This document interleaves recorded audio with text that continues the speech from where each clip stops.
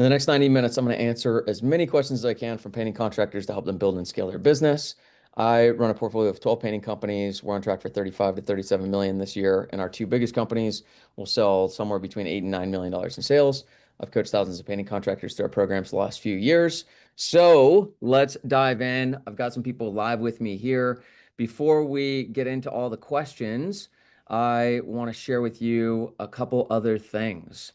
So, first, let's talk about the goal. So everything that I'm going to talk about is for one purpose. So everything I do at Painting Business Pro is to create freedom, to help you and painting contractors like you create freedom.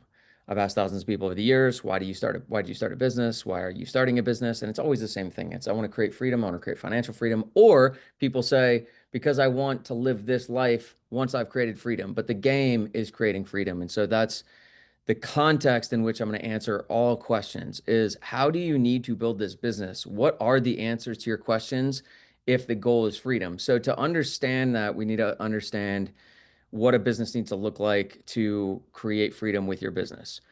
So the first thing is freedom is time freedom and financial freedom. You have to have both. If you've got time freedom but no financial freedom, that's just being unemployed. If you've got financial freedom but you're working 65 hours a week, what's the point? So you've got to have both. In order to have both, you need to have a team because without a team, you don't have freedom of your time. And your upside financially is limited. You can probably run a company that does 200 to $250,000 a year in profit without a team, which is really great, but that's about where you're going to start to cap out. And you basically own a really good high paying job where you work for yourself, which isn't a bad thing, but ultimately I want to help you build a team. To build a team, you need to do over $1 million a year because you need to have good people on the team. If you don't have good people on the team, they don't really free up your time. They just create problems that you're constantly involved still. And to hire good people, you need to pay people well. To pay people well, you need to have a big enough business that you can pay them well and still make really good profit. And so you've got to be doing over $1 million a year to afford that team and make a healthy profit. By the way, there's no shortage of people doing $1 million, $1.5 million, but still making 200K a year, and still being super, super involved. And that's not really what we're after. And so I think you need to be making 20% net profit on your business once you have the whole team in place. So this is what I think the goal should be. And I've talked to lots and lots of people, and this is the goal pretty commonly, is a $3 million a year painting business, which depending on where you're at, that might seem like a really big goal. But it's not as unattainable as you might think. It's going to take a few years, 3 to 5 years to get there, if you have help. But this business, this industry is so big. This is actually a pretty small piece of the pie in your market. So this is what it looks like. We want to have a 5-person team, 2 sales reps, 2 project managers, and an office manager. Why 2? Because if you only have one and that person quits, that person gets really sick, guess who's the new project manager? You are. So you're just like one unexpected thing away from losing your freedom. So I think it's good to build a 5-person team. If you have that 5-person team, these 2 sales reps do 15 estimates each per week. That's an average of 3 a day, Monday through Friday. They book 12 of those, which would be a 40% sales rate. They sell 60,000, which would be an average $5,000 job size. And then your 2 project managers each produce $30,000 a week. And all of these numbers are very attainable. In our companies, our sales reps sell 50%. Our production managers produce 40 or 50K a week. And so this is all pretty conservative numbers for that size team. So this would be a 2.4 to $3 million a year business, depending on how many weeks a year you can hit those numbers. So that's that. All right, the financials. This is what the business would need to look like to net 20%. The first thing is you have to make 50% gross profit. That means after you pay labor and materials, and then burden is, if you have like an employee model, burden is, payroll tax, workers' comp, things like that.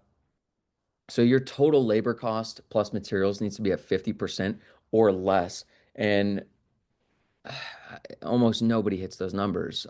We need to get to 50%. Otherwise, you're gonna have a really hard time hitting 20% net profit. The next big line item here is 22% goes to sales, production, marketing. So we pay our sales reps around 6% commission.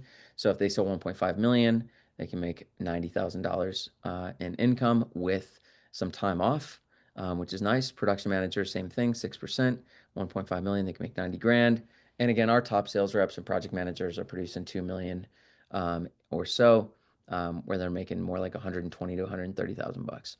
And then marketing is at 10% or less. And our companies, we operate anywhere from like 6 to 10% on marketing. So we have room to improve on this where our people can make more money and marketing can be lower.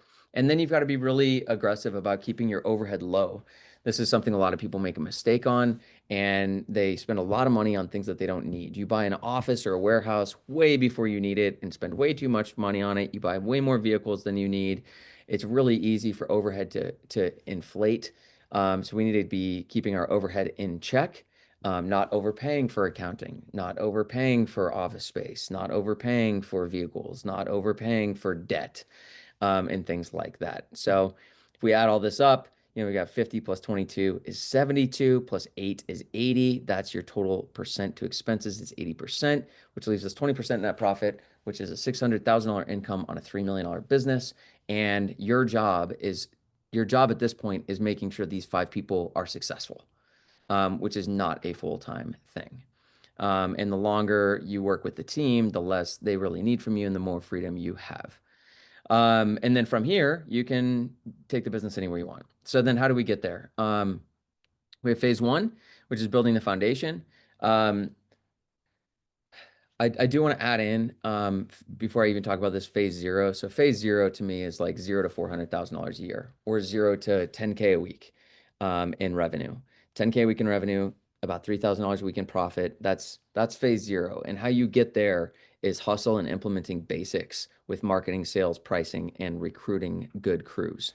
But once we get to $400,000 a year, then you're in this foundation phase where we need to build a really strong foundation in the business where you're highly efficient with and effective with marketing, estimating, sales, project management, profitability, your CRM, knowing your numbers.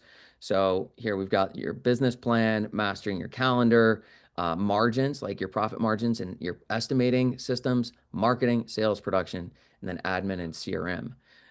So how you grow the business and the foundation, you can go from 400,000 a year to about 750,000 a year. You can go from 120K a year in profit to about $250,000 a year in profit. And the way that you grow the business in phase 1 is through improvement and mastery. Like you go from being mediocre at marketing, mediocre at sales, mediocre at project management to being a fucking master of those things. And when you get better at those things, you get more results per hour and you're able to grow the business that way. But once you get to that 700,000 a year number or so, which is $15,000 to $20,000 a week, you're going to just run out of time. And then we move into phase 2, which is building the team. And this is how we grow the business through hiring and scaling marketing. So we're recruiting, training, and developing leaders. That's the hiring. So we're building the people, and then we're scaling marketing from there.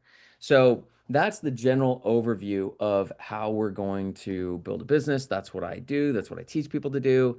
That's the context in which I'm going to answer all questions. Is if you want to accomplish that goal, and by the way, you don't even need to have an ambition to get to 3 million. I mean, just building a healthy business is in your best interest. You can make more money at every stage of the business when you build it the right way. So that's how we're going to approach this whole thing. So then I want to share one more thing before we dive in, which is, so how do you go from phase 0 to phase 1 to phase 2? Well, fundamentally, it's about mastering each of those skills. So if I actually pull this back up for you, and let me just let me pull this back up quick. So how do we actually do this? So this is like the map, but then how do we do it? Well, you have to master every one of these skills. You've got to master, how you plan and manage your business by the numbers. You've got to become a master of your time. You've got to master estimating and pricing. You have to master marketing. You have to master sales. You have to master production. You have to master, getting your CRM and your admin dialed in. You have to master recruiting, training, developing people, and scaling marketing even further. So there's what, 1, 2, 3, 4, 5, 6, 7, 8, 9, 10. There's 10 or 11 skills listed here. So how do we master those skills? Well, the way that we're going to want to do this is, let's see, can you still see my screen here? Okay. So the way that we do this is not only do you need to master these skills, but you also need to build the playbooks. And why you need to build the playbooks is because if you don't have actual playbooks and systems, then you don't have any way to train your people. So the really tough thing is in that phase one, you're the one doing everything and you need to build all the playbooks. And I've been doing this a long time. Most people aren't very good at it.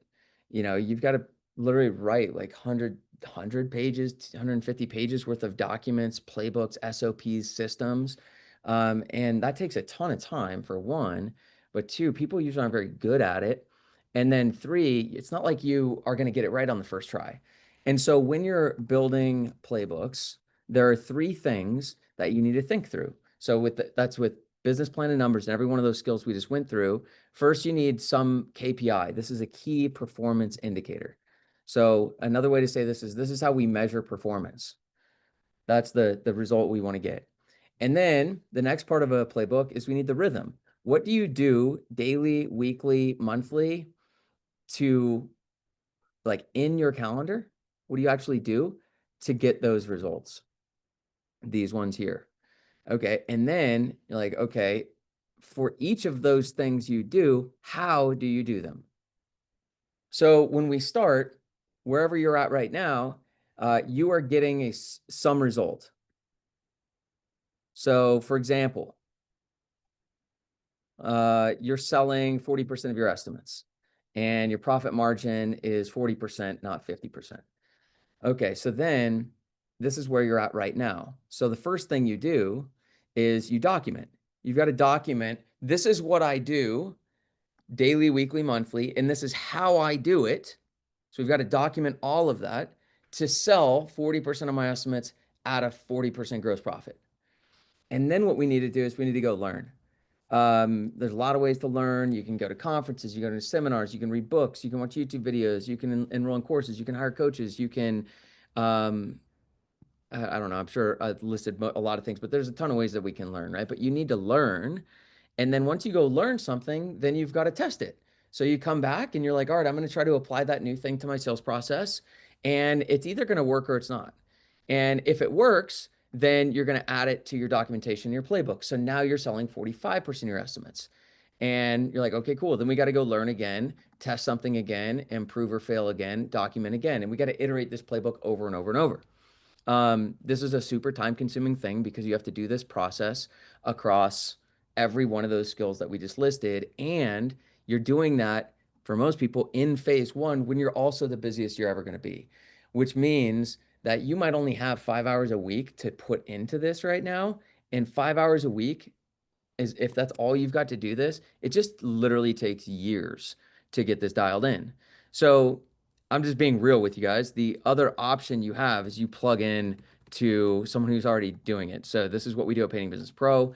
And if you want to go and build a $3 million company and everything I just laid out, and you want to do it on your own, the reality is you probably won't. Um, Very, very few painting contractors ever get to 1 million. Even fewer get to 3 million, and even fewer do it with a healthy business with a great team and great margins. Like the reality is you probably won't ever get there on your own. You're going to need to tap into some type of resources. That's what I did too. It's not like I figured any of this out on my own. I just invested hundreds of thousands of dollars in coaches, mentors, masterminds, groups, years of trial and error and messing things up to get to where we are now. Um, so you can do all this totally on your own, or you can just plug in and save yourself years and just go straight to, all right, someone's already built the KPIs, the playbooks, the rhythms, all the documentation. I just need to do it and practice it. I don't need to do the whole iterative process. So that's what we do with Painting Business Pro. We have all of the, everything we use in our portfolio today with all 35 to $37 million a year, all the playbooks we use today, that's what you get access to when you work with us. And then you also get access to the groups, and you also get access to coaching calls, and you also have accountability and support. And the reason we give you access to all of our stuff is because our business model is we coach painting contractors, we help you grow, and then with the right people, we partner. Now we don't partner up with most people, but the people we do want to partner up with, we want to make sure you're started the right way. And we're totally okay to, give tons and tons of value to everybody else. But that's why we do that and how we do it. So if you uh, go through this, if you want to book a call just to learn about it, we don't do like a high pressure sales process or anything like that. We're just going to have conversations to see what your goals are, where are you now, what are your challenges, can we help you? If we can tell you how. And if you want to work with us, you can. And if you don't, that's okay too. We're not here to twist anybody's arm. And so if you're interested, you guys on the live call with me can just message me in the chat. You can message me privately or in the group, and we can get a call booked. Or if you're watching recording this, you can email me at eric@paintingbusinesspro.com and we can get you scheduled for a call with my team and we can talk about how we can help. So I've done these live coaching calls a few times. So I already have kind of some general answers, a lot of questions about marketing. So I've kind of got some stuff I can talk about on marketing right here. I also have a lot of questions on sales. So I'm going to give you quick tips on sales. I've got project management and subcontractor questions. We can cover kind of high level stuff there. We've got some team building questions from people. I've got some outlines for that here. Then we've got building systems, which we kind of just talked about that a bit.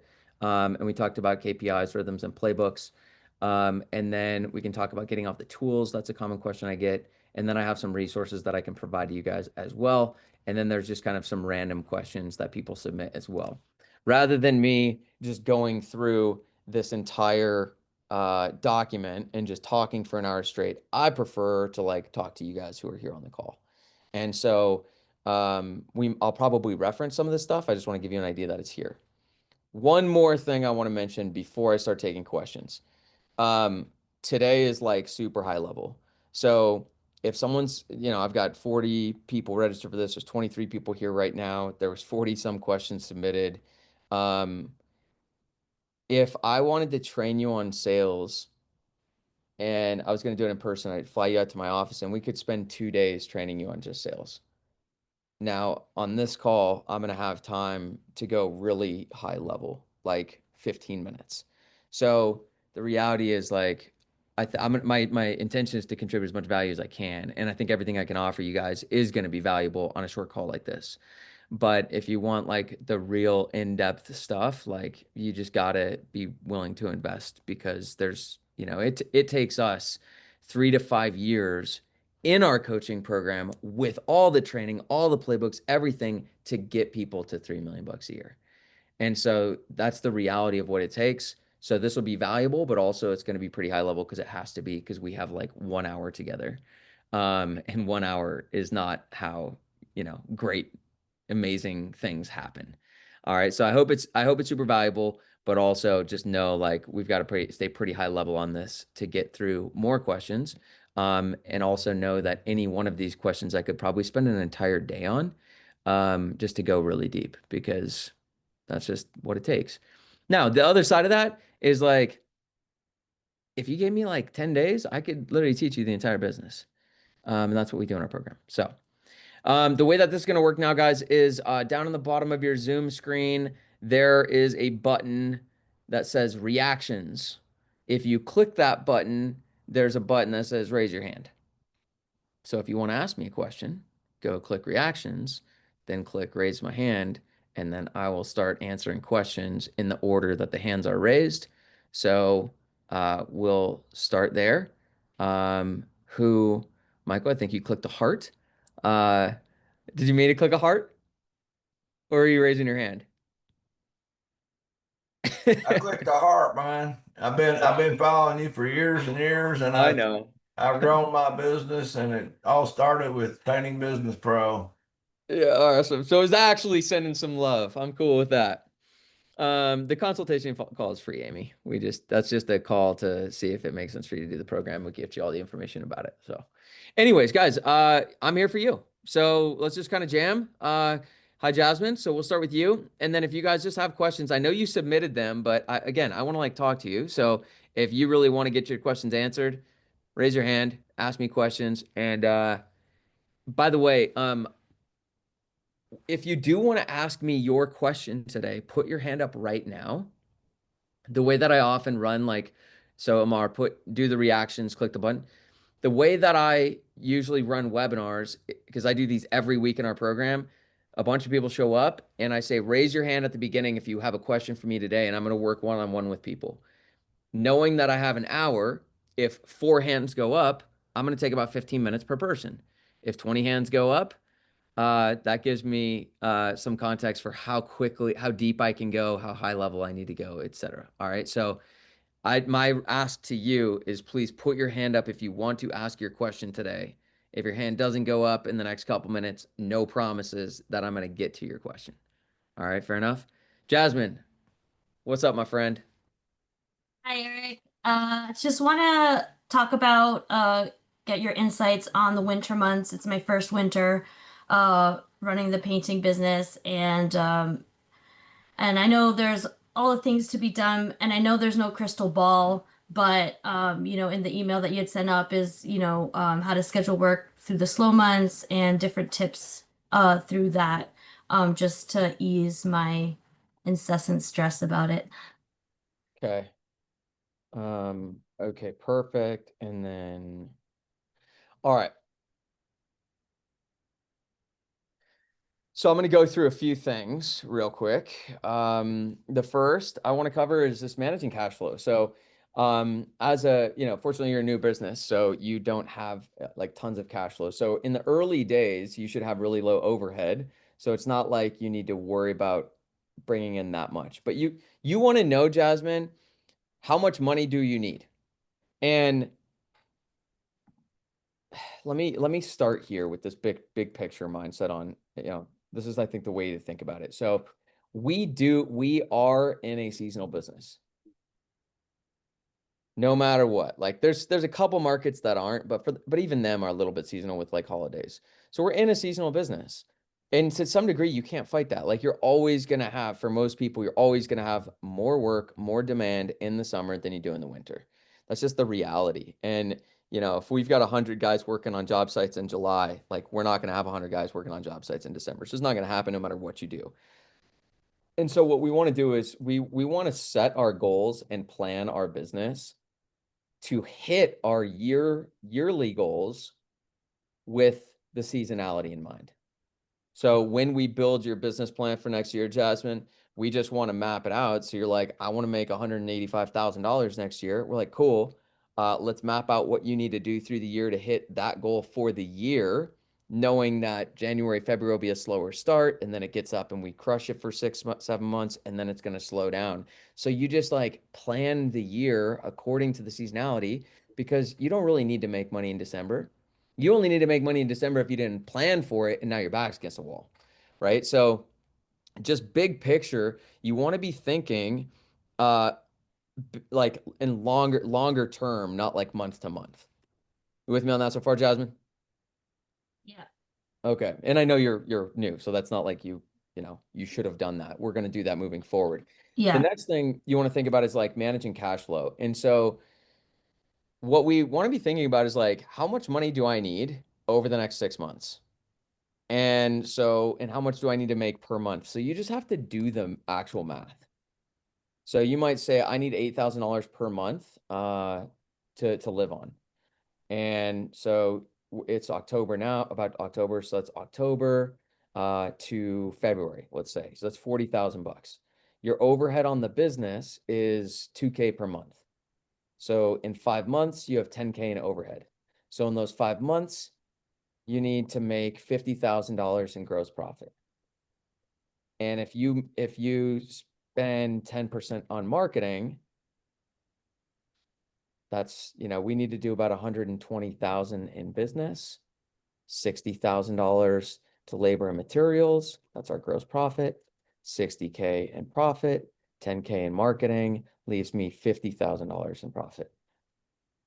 And so then what do I need to do per month? Well, I only need to do 120,000 over 5 months. So I only need to do about 25K per month or about 6K per week, which for you might be 1.2 jobs, might only be like 3 to 4 estimates. So I think one thing is just like deal with reality and like actually map out the numbers of what you actually need. You with me on that, Jasmine? Yeah, I think it's like the not knowing that's causing so much stress. So this like breaks it down, like it just makes it less scary. So yeah. Exactly. Like It's just like so simple, but so for you, yeah. you can also look at monthly. It's like what do you need to make? What is your overhead? So then what do you need to do in sales and production at 50% profit and 10% marketing to make the money you need to make? Then break that down to a weekly number. And then you can make that happen. Because guys, the reality is like if you're early on in the business, well, no matter what the numbers is pretty small, right? Because so anyways, I think if you just break that down, you'll be in pretty good shape. Cool. Yeah. All right. So then the next thing is once you know that number, by the way, like usually if you're planning for the slow season, that starts in like August. Like we started running promotions in August for interior discounts if you paint in November. We were literally running ads and promotions in August to fill November and December. Now we're already starting to run our promotions to continue to fill November and December.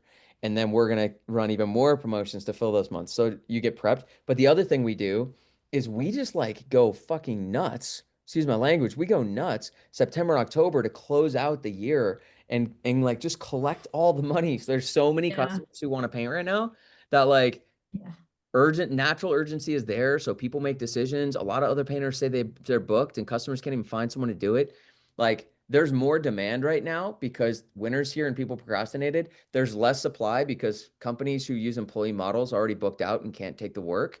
And so we have this huge opportunity to like just start collecting money in September and October and then just stashing that cash so it takes the pressure off of me. And by the way, you still have October. Like October is still a good month to do that.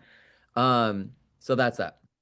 And then the last piece, Jasmine, for you, we're going to be anyone in the program. I know there's quite a few of you guys here in the program. Whether you're an accelerator or mastery, we're going to roll out like our whole slow season playbook. So last year, Okay. um, so in 2023, Hunter sold 100 grand in December. In 2024, he sold 400 grand in December. Holy And cow. so we did something. We tested a lot of stuff last year, and a lot of stuff worked. Okay. So we're gonna roll out, and he's doing all the Okay. training on that in about a week and a half here. Oh, wow. Yeah, Okay. so we'll go into Sweet. detail on that, but the short version is like we got to lean into supply and demand and simple market economics. So if you go back to, if any of you ever took an economics class, when there's a supply and demand curve, and that's what sets the price, wherever supply and demand meets. But when demand drops, then it lowers the price that people are willing to pay because it lowers the price people are willing to do the work for. So you just got to lean into that. Mm, So you need to lower prices. mm, But the best way to do it isn't just to charge less, it's to run a promo about slashing our prices or something like that. right. And then you should also be paying your crews a little less because that's also market economics. So I was with my, Dustin Hunter, some of you guys know, he's one of my good friends. We were golfing and having dinner on Thursday, and we were talking about this exact thing. And I was like, dude, just make sure you're telling your crews, like right now, that you're going to have work for them, but you're going to be paying less. Mm, And because you're not going to be able to fill up, if you've got 10 crews right now, you're not going to have enough work to fill up all 10. So you can just tell all 10, like, hey, I'm going to have work but we're selling it for less, which means I can pay you less, but less is better than zero. So you cool with that? mm, Some of them won't be, but that's okay because you aren't going to keep all of them busy anyway. So they'll self-select who still wants to work because again, it's simple supply and demand. Like the way I'm going to get work at all is lowering price. So, and you could probably even meet him in the middle. He asked me, is it okay if I produce jobs at like 40% profit instead of 50 for these couple months? I'm like, sure, just know your numbers mm. and know like this is how much I need to make. So if I am at a lower margin, then I need to sell a little more. So you just got to actually do the math. Cool. Okay. Yeah, that's And then great. we're gonna have a lot more training for you on this and like specific Okay. Hunter. Awesome. Thank you so much. You are welcome. Okay, next up, Chris. What up, my man?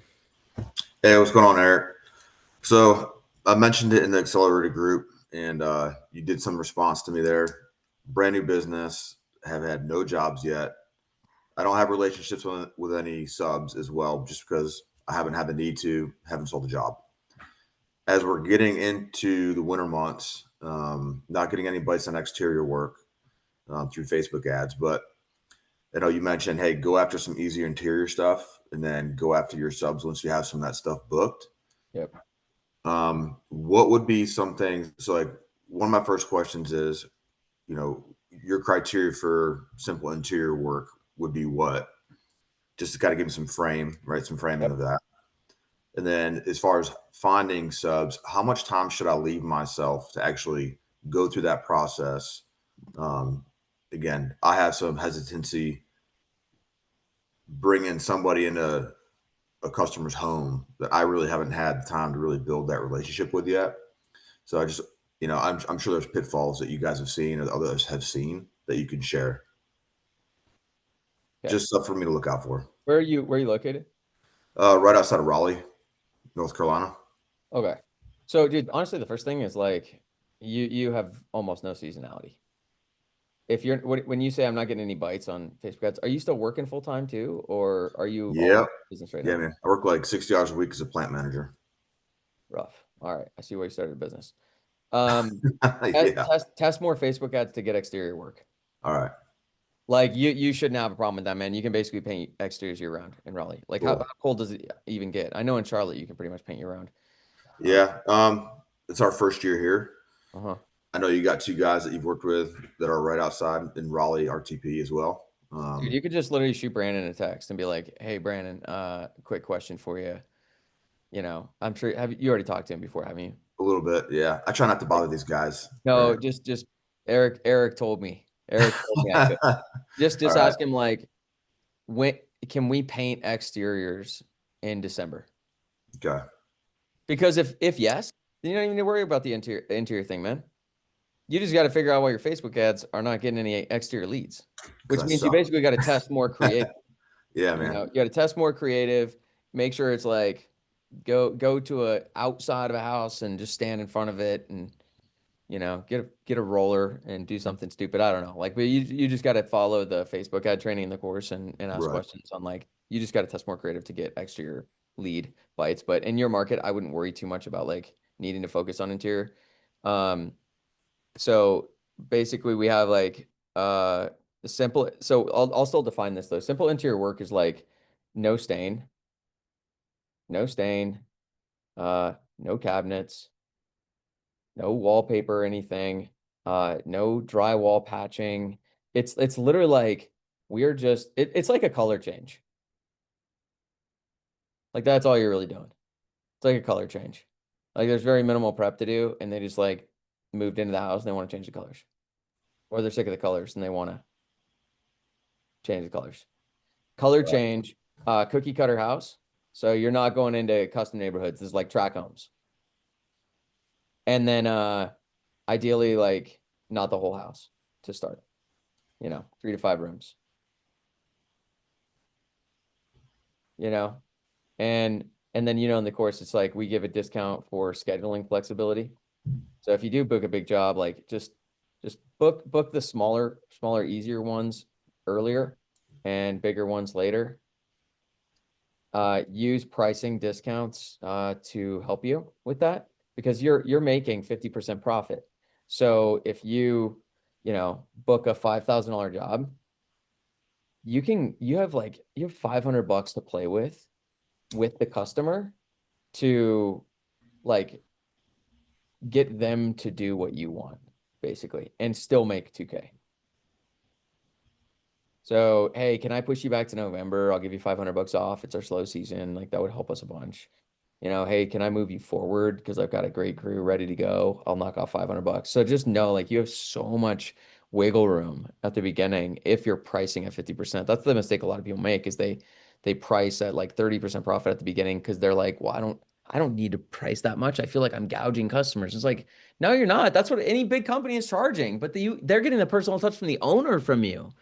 Like I prefer that. If I'm as a customer, I'd rather work directly with the owner than, work with an office person and a sales rep and a project manager and like all these people. Like you literally have that as an advantage. So anyways, you have so much money to play with if you price right that you can use that to your advantage to like move jobs around and make it all work. And so anyways, good with that. Yeah, man. Good. I Okay. appreciate you. And then finding subs, recruiting subs on timeline is like one thing is just be okay, dude. Like if you're like nervous about it, you're working 60 hours a week, you want to make sure you get it right. Just recruit the first ones and pay them 65%. Who cares? Don't do it forever. Don't make that a habit. But like if you just really want to make sure, the nice thing about like the most important thing you got to do first, Chris, is find a good sub. It's not price is not as important as a good sub because once you have a good sub, you have a backup plan and then you can go recruit a new sub at 50%. And if they fuck that job up, you can bring in the more expensive guy to fix it. So you've like got a backup plan. So be okay overpaying on your first few projects. The next thing is be super selective. The only way to be super selective is if you get a lot of applicants, which means post lots of ads, like 2 a day on Craigslist, in general labor, in skilled trades, go to the paint. Like you probably can't go to the paint store because you're working so much, but just we never need to go outside of Craigslist. And then make sure they're doing easy jobs. And then you can also use your showroom rep possibly to network for potential subcontractors. And then in terms of timeline, like, if you book a job today, you say, hey, I'm going to schedule you for 4 weeks out, but can you guys be flexible with me? If I need to push you back, can I? If I need to move you forward, can I? Cool. Then I'll save you this $250. And then you go start recruiting subs and you say, hey, I've got this project. I could pay you $3,000 on it. Do you want to do it? We want to do it. Cool. When can you start? You can start October 6th. Cool. Hey, customer, can I move you up to October 6th? Yes. Perfect. Done deal. Start the project. And then just like start recruiting your next sub so that if anything does go wrong on that, you got another person slot in. And then, what happens is if something goes wrong, Chris, what do you think you do? You just like make it right and then give the customer a discount because you've got so much margin. Who cares? So like, it's not a huge deal. Like you don't want to overthink this. Like we're painting houses. We're not doing heart surgery here. And you've got enough margin that you could literally paint the entire house twice and break even. I'm good with it, man. Thank you. Okay. Yesenia said, I'm in Chattanooga, Tennessee. How do I know if it's a good market for me to start? It is. I'll just tell you it is. You got a great market. There's very few markets anyone would ever say to me where I'm like, ooh, I don't know. Yeah. Chattanooga's great. All right. You don't have your name listed, but GB Painting LLC. Hello. Make sure to unmute yourself.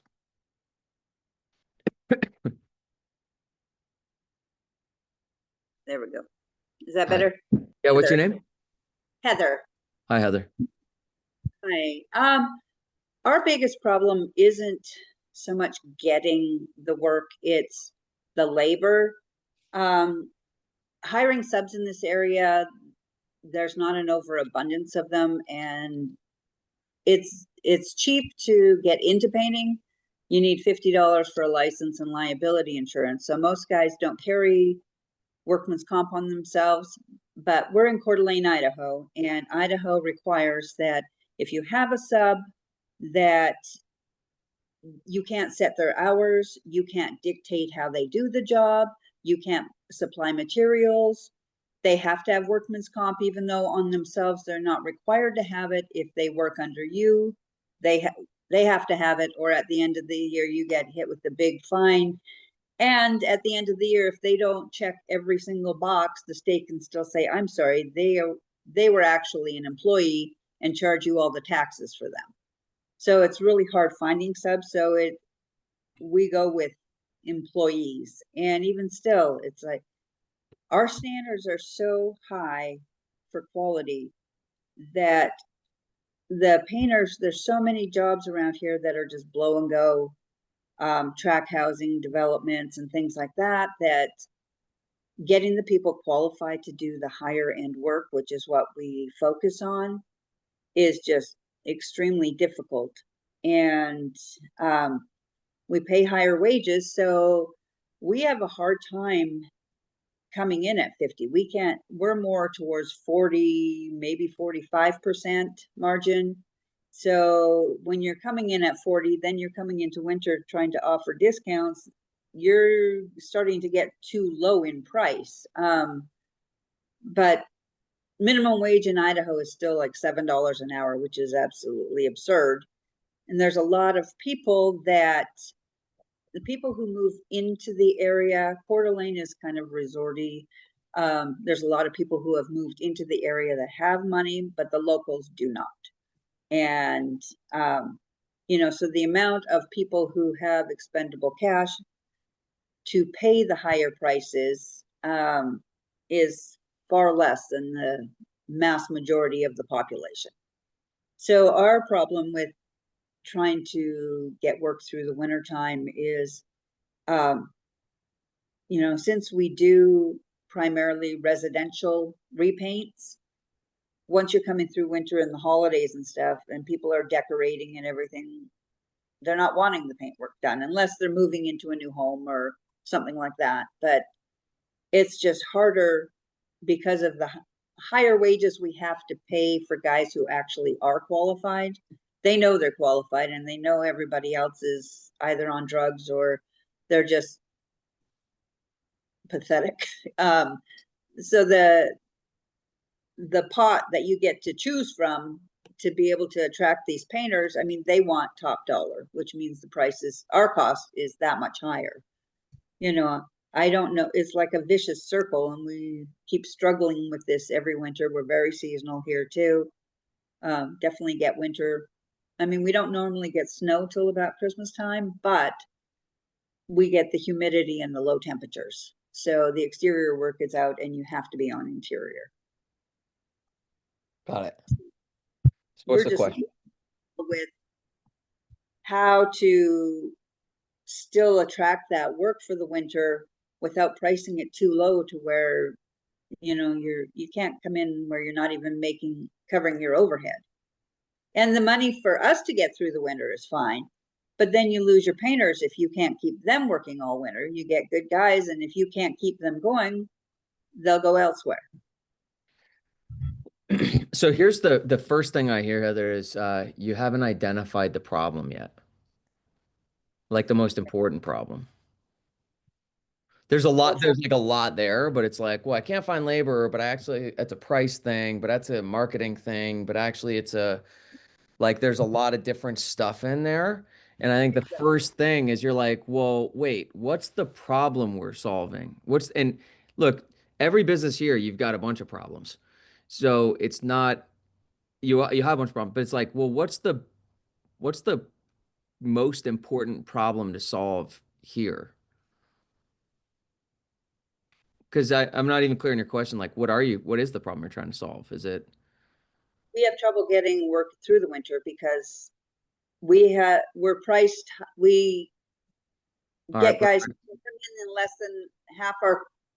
less than what our budget, what our cost is. I'm with you. So let's start there. So we can't get work through the winter, but then you said we don't need to work. We just need to work because if we don't have the work, we lose the employees. So then I say, okay, well, easy way to do that is like, why are you, that's why I tell people don't use an employee model. It makes the business so much harder on you in a seasonal business to try to use employees. That's why I say use subs. So then that gets us down to like your next thing, but you say, well, I can't use subs. So tell me and you had a bunch of reasons why you can't use subs. Well, Right. it's just really tricky in Idaho because even if they meet the criteria, if you dictate anything to them, they say the state can come in and charge you all their taxes because they are not technically a sub. They are just an employee. If you're telling them how to do something or when to show up or, you know, if they buy any materials under your account and don't have their own paint account. And a lot of the painters here too, they're like, oh, well, I will sub for you, but I want 90% of your bid. And it's just ridiculous because I'm doing all the work. So I should get all. Well, so my view on this, Heather, is the problem to solve is like a labor problem, not a slow season problem. And I think that's where like so many of these things are stemming from is I think how do I want to say this? For everybody, if you're stuck, you want to consider you're stuck because you're wrong about some things. right? Like that's a good, but here's the thing is if I start to make accusation, if I start to challenge some of your things you're saying, you're a human being and a human being's response to being told they're wrong is to double down on their view. So, Oh, I'm sure the reason we are doing something wrong, I yeah. mean, Well, I'm open to that. It's well, because you can't do the same thing over and over and expect change. yeah. Well, and look, the reason I'm saying is just I lay that out there because you're more likely to be coachable if I first tell you that your default response is probably to resist what I'm saying. Just me telling you that you'll be more open to things than if I just come at you. So, anyways, just generally, guys, you just want to be like you want to learn how to question what I'm like, question my thinking. So, um, one this is a little like high level and tangential, but I'll say it because I think it's valuable. But like what it is to be a human being, one aspect of it anyways, is to live like our view is reality. But it's actually just a view. And other people have different views. So here's the thing I would start to push back on and question is some of your assessments around subcontractors. So, some of the things I noted down that you mentioned, is like if you dictate anything to them, buy materials into the count. Um, basically, like these are actually federal. Um, these are federal level requirements. So if you look at definitions of an independent contractor versus an employee, um, there's these things here, right? Control. The employer dictates how, when, and where work is performed. The worker sets their own hours, order of work, and determines finished product. Paid by the hour, paid by the job. Expenses. So this is what you're pointing at, correct? Yes. All right, great. So that's where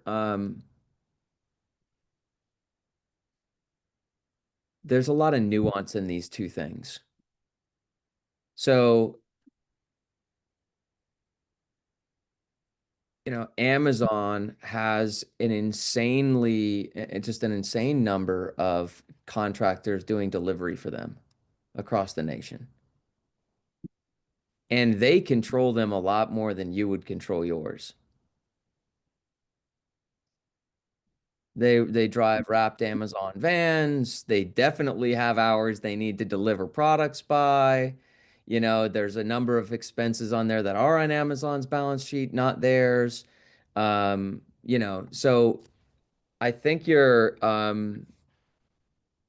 like reading that a little too clear because like we don't dictate all those things, but at the same time,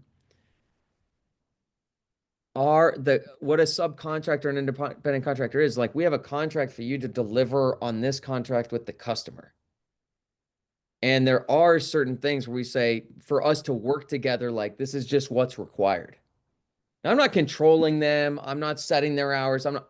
It's like this is just the requirements for working with us. And so I don't think it's quite as black and white. I think I have a hard time finding the exact words there, but we're not falling under, though, if you're subcontracting really the right way, you're really not falling under an employee. You can have them buy the materials. You're also allowed to subcontract just labor. They're still buying their equipment. They're maintaining their equipment. You're not providing their sprayers, their ladders, their brushes. You're not buying them new spray tips. That makes, so here's some things that because this isn't black and white, right? So they look at if there's an audit, they have to assess whether these independent contractors are actually employees or contractors. And so there's some things that I have that are like, I'm like, look, this is for sure an independent contractor. One is they own a business and we write checks to the business. Oops. That's one thing. They have their own liability insurance. They have their own vehicles. and equipment and maintain it. They don't work exclusively for me. And that's also why I like seasonality is it's a forced break for us to work with our crews, which basically keeps them an independent contractor says. They go get other jobs, they get other work. Like, I'm like, that is not an employee. Like these things right here alone are defensible, saying they're not employees. So I think there's a much stronger case and an almost like a totally defensible case that subcontractors are independent contractors per the IRS guidelines. And trust me, I've looked into this because I subcontract, $35 million worth of paint a year. So we need to make sure that's the case. So I can't force them to wear my uniforms, but there's things I can incentivize. There's things I can ask. I can say, hey, you guys mind wearing our stuff? And if I have good relationships with them, they want to do those things for me. Um, so that's the first big hurdle you have, right? Is like, well, just rules say I can't. And I just don't think that's true. Are you good with me so far, Heather? Okay, so the second problem you have though is you said the stuff around quality of subs, prices, and carrying workers' comp. All right, so let's look at those. So the workers' comp thing. You mentioned like somewhere you get a big fine. So I would be clear on like, what's the fine? So I'll tell you in Colorado, if we have a subcontractor working for us that doesn't have their own workers' comp, we just get a bill at the end of the year and we have to pay our workers' comp on their labor. I think And that's what it is. yeah, it probably is. And so guess what? If I bring on a subcontractor who doesn't carry their own workers' comp, we pay them 48% instead of 50. Because the 2% is what I'm gonna have to pay to workers' comp since they don't have it. Oh, ours is like 10% here. Well, it's 10% of labor, not 10% of Oh, revenue. well, the whole bill. Okay, gotcha. Yeah, you probably have a 10% rate of workers' comp on labor. Right. But the way that then you need to understand how is labor calculated. So for us in Colorado, for a subcontractor, they go, okay, so you paid this guy $100,000 this year. But since we wrote the check to a business name, they say 33% of that was materials, 33% was profit. So then 33% was labor. So they're going to say $33,000 was labor. And then we're going to take, let's just say 10% of that. So the workers' comp bill is going to be 3,300, which is actually 3.3% of what we paid the sub. We paid them half. So our workers' comp is 3,300 on 200K in revenue, which is only 1.65% of revenue. So we just work that into our budget. Okay.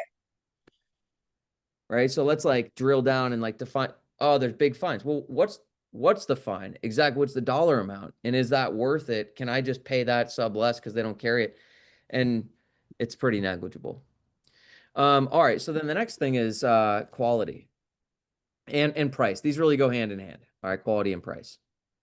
So there's two things. Number one, are you doing the right recruiting with subs? That's probably where the problem lies. Probably both. And then number two, are you paying enough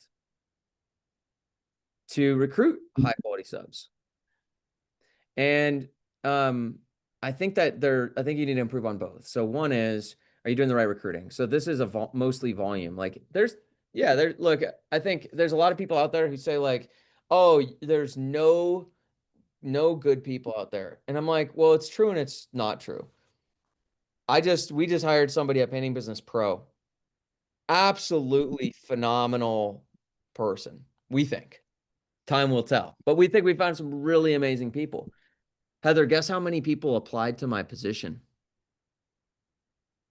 for us to narrow it down to make one hire? 200? Times that by 10. Oh, geez. I had 2,000 applicants before we made a hire. Oh, even when we advertise on Facebook or Craigslist or Indeed, I don't think we've ever advertised and gotten 2,000 Well, applicants. you won't for that. This is a remote phone sales position, so I could market to the whole country. But the point is, there's amazing people out there, but you've got to see a ton of people to find the amazing people because amazing people are rare. That's what makes them amazing. And so you've got to do enough volume and you have to have a good offer. A big part of the offer is what you're paying them. And I think that you're missing this one a little bit for two reasons. One, um, some of the things you said make me think that you guys have a sales problem. Not like a problem, but like your sales process could be a lot more effective. No, we are a lot more professional than most of the guys around here. A lot of the people who show up are the actual painters. Everybody, we have vehicles with the logos on it. We have everybody's in uniform. Our guys, they have their ID tags with their name on it. When we sell jobs, we're in a company polo shirt and go out and sell. We have a presentation packet for them. Yeah, well, I'll stop you right there. So, presentation packet is a red flag. Okay. So, again, nothing to argue with. I'm just proposing that the price is always, look, here's the thing is I do this work with like hundreds of people in our program. My job is so easy because I was talking with my friend Dustin at dinner the other night, and he was talking about how important it is to be making 50% gross profit. And I said, dude, you want to know the craziest thing? Of everyone we coach, maybe 1 out of 50 people we work with is making 50% gross profit when they start working with us. And if it's a $500,000 business and they're at 58% payout, I'm like, cool, I make you $40,000 on day one by just fixing your price. But when you raise the price, sales goes down. So we need to improve the sales process at the same time. And there's like just little changes, like little things are not little things in the sales process. What's your guys' sales rate? The closing rate, you mean? Yeah. Yeah. We're at about, well, a lot of it is referrals and repeat business. We have some accounts. We do residential and commercial, and in the area, one of the biggest businesses in the area is the Coeur d'Alene Resort, and they own several hotels, they own golf course, they own Yeah. restaurants. Sorry. They place. We do all of their work, so that's 100%. And they're usually So let's not talk about that. That's a commercial client that should be 100%. What about your residential estimates? probably 40% on cold calls, and then obviously on repeats and referrals, it's more like 70%. Okay. Because you've already done the work, they've seen the Yeah. work, they know who you did it for, whatever. So 35 to 40 is where we're at usually on cold call. And I would want to see that at 50. Okay. And I'd want to see it at 50 while you're also making 50%. And the way we define margin is the way we define let me pull this back up. So the benchmark we need to see, and again, this is just for the thing I laid out at the beginning. You want to do 3 million, you want to build a business, you want to hit these margins and all this. Like, so I want you to make 50% gross profit, but there's stipulations on that. So at this number, you need to be able to attract and retain A players, A crews. And if 50% of your total price can't attract top crews, then your price isn't high enough. But then people say, well, if I charge more, I don't win the job. I'm like, well, that means your sales process isn't good enough. And so these are just like the benchmarks we'd see. And the biggest place that people get stuck with the statements I just made are narratives that they have about their market being unique. And I can tell you that almost everyone I talk to that's in that situation, like talk to people all over the country all the time, we're like, well, my market is different. This is what's unique in my market. And people are sure of it, but I've never not if I ignore that and we're like, well, let's see, let's just improve these sales things, change the price and fix this, we always get the result. So I would just not get too hung up on, our brain is designed to make up a narrative to explain a situation. That's a really easy one. But I don't really believe in estimates that aren't good. I don't believe in tire kickers. I don't believe in bad leads. I don't believe in can't afford it. Um, I don't really believe any of that stuff. And we just focus on like, let's just make sure the sales process is really, really good. Let's just make sure we're priced well. Um, and it works. So that would be like the move is I think you need to improve, probably increase price a little bit because if you can't attract these good crews, I don't think it's the people who want 90% of the bid, to be clear, Heather. Those are people who are basically also running a painting company like you, and they're using you to fill in the gaps. Those are not who I'm talking about. But there are, people right now, subcontractors you can hire right now, and you can pay them like 60%, and they're really great, or even 65%. It's like, all right, well, we need like a 20 to 30% price increase. And then we need to improve our sales process. Not because it's bad. I'm clear you do a better job than most, which is why you're doing pretty well. But we would need to improve that sales process a bit. Okay. And I think this also comes back to like the challenge you have in the winter of getting work, but the only reason you care about that is so you can keep your employees busy. So really the core problem in the business is we're running this employee model, which fundamentally an employee model equals I need consistent work in an inconsistent business. So I need to, the way that this works is the market goes like this. So this is our, let me stop sharing my screen so you can see this better. So this is what this straight line is my crews, right? I got to do 10K a week because I've got 4 guys. I need to keep them busy, so I need to do 10K a week. But at the beginning of the season, we don't have enough work, because there's no demand. But then the market gets really busy in the summer, but I have to turn down work in the summer because I don't have more crews and I don't want to go and hire more employees and buy more equipment just to like get a couple extra jobs because then I even have a bigger problem over here. But if I can just switch the whole thing to a subcontractor model, then I can just like ramp up crews in the summer and then ramp them down in the winter. And I completely eliminate the problem that you're originally asking about. And then how I eliminate the problem is, well, then I've got a new problem called, well, I've had a hard time finding subs and, even finding good subs. Like, all right, well, let's just like commit to that and start to see like what percent do I have to pay out to subcontractors to get good ones. I got to post a lot of ads very often and just be diligent. And, you really only need to find like 2 in the next year. 6 guys total. They can do $15,000 a week, $750,000 a year, and it solves this up and down problem like completely. And then once you know where they're priced, the other issue you might be having a little bit is you have a hard time raising price because you are very referral driven.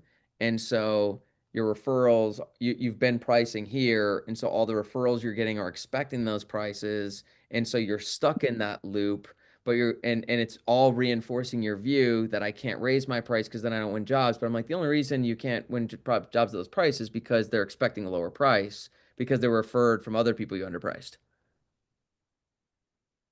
Are you tracking what I'm saying? Yeah. Okay. Yeah.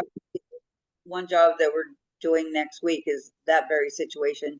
We did bump them up a little more than what they were anticipating, but their initial was, oh, well, this is what I was expecting because you did. And Exactly. yeah. And if I had more time, I've got a whole video on this in the course, but like I'm an economics guy, so I like break down. Let me show you why in your market, from purely like market economic fundamental principles, you can find top talent for 50% and win those jobs. Like I can break it. It's like a 45-minute video, but breaking down like really understanding the market market pricing, and why in every market, not even just across the country, like across the globe, like you can make a 50% gross profit and find top talent. Like it's just math. Um, because in your market, you have a certain labor rate. Like this is what A+ painters earn per hour in your market. That's a labor rate. And then there's companies that charge exactly that and they make no profit because they are the labor. And then there's companies that charge like 30 to 40% more, but they can never be the biggest companies because they don't have enough margin to actually grow. And then there's companies that charge double that. And that's what we try to build. And the companies that charge double that have enough margin to market, to build, to scale, and they end up being the market leaders because they're the loudest, because they have the money, because they have the margins. But to do that, you have to have a really strong sales process. You have to price right. And then when you have more money, because you're charging more, you can spend a lot more money marketing. And so you don't need to win like as many, you don't need to win the jobs as much. But then we will, you're already at 30-40% close rate. Like I know we can move you up to 50 just because we've done that time and time and time and time again. Hopefully that's helpful.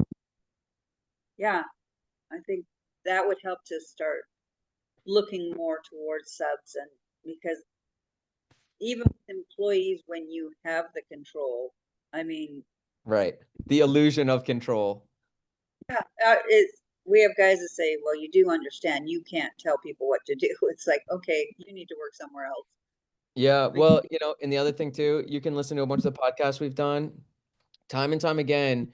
The realization people have when they switch to subs is that, wow, these guys actually care more than employees ever did. They actually do a better job. They have more ownership and more pride in their work. There's amazing, amazing subs out there. So, Because they only get so much per job. yeah.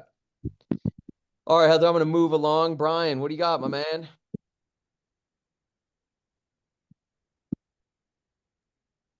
How are you guys today? What's up? Can you hear me? Yeah. All right, so I'm new. I'm in the accelerator program. I'm starting over again. I relocated to the Ozarks from Northern Jersey. So in Northern Jersey, I was, turning work away. It was kind of like shooting fish in a barrel, and now I'm in a rural part of Arkansas. So two questions, but I feel like they're both kind of quick answers. I'm currently working at a bread factory, 12-hour shifts, 4 days a week, 1 week, 3 days a week, the next week. So I have 3 days a week, 1 week to invest into my business, and 4 days a week the next week to invest into my business with the plans of getting out of the bread factory. I feel like I'm losing leads that I'm working my ass off to get because I'm not answering the phone when I'm at work. So should I hire a phone answering service? I think it's $30 a month plus $1.90 a minute, or is it as simple as just changing my voicemail to saying, please send me a text? Well, there's a third option, which is like, just accept it. Okay.